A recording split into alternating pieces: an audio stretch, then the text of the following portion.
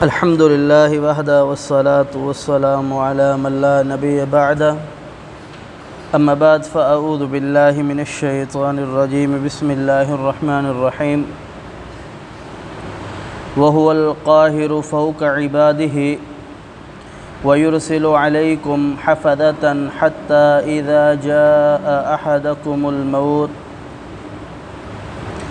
توفته رسلنا وهم لا يفرطون وهو القاہر فوق عباده اور وہی اپنے بندوں پر خوب غالب ہے وَيُرْسِلُ اور بھیجتا ہے علیکم تم پر حفظتاً نگہران حتیٰ یہاں تک کہ اذا جب جاء آئے احدکم الموت یا آتی ہے تمہارے پاس موت توفت ہو تو قبض کر لیتے ہیں رسولنا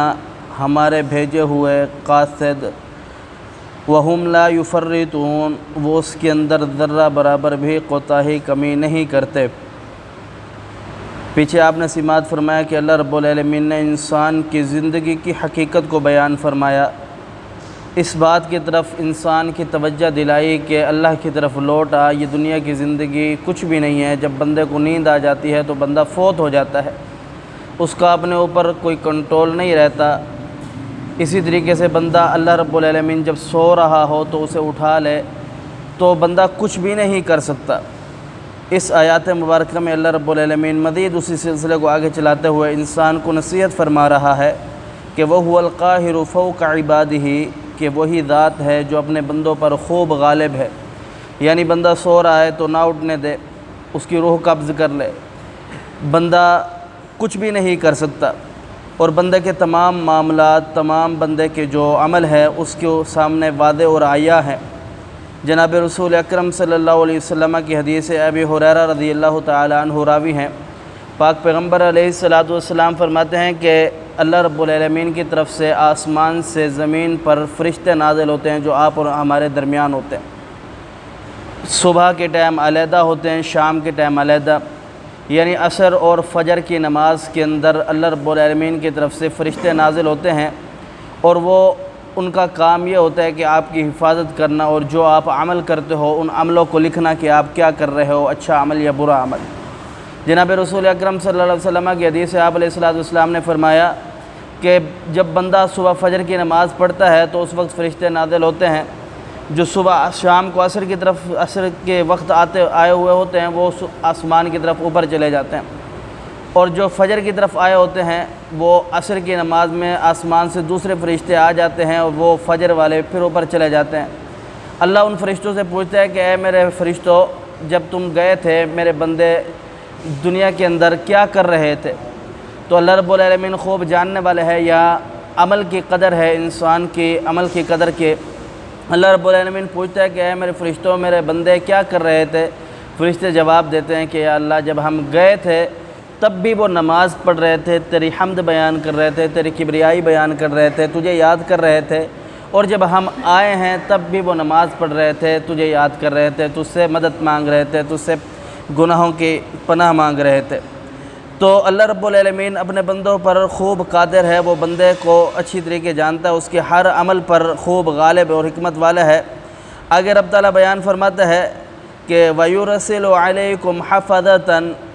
اللہ رب العالمین نے تم پر نگہبان بھیجے ہوئے ہیں، جو آپ عمل کر رہے ہو، جو کچھ کر رہے ہو وہ لکھ رہے ہیں، انہیں معلوم ہے، وہ آپ کو روز قیامت آپ کے سامنے رکھ دیا جائے گا۔ فرمایا کہ حتیٰ اذا جاء احدکم الموت جب تم میں سے کسی کے پاس موت آتی ہے توفته رسلنا وهم لا يفرطون تو قبض کر لیتے ہیں ہمارے بھیجے ہوئے قاصد، وہ اس کے اندر ذرہ برابر بھی کمی کوتاہی نہیں کرتے۔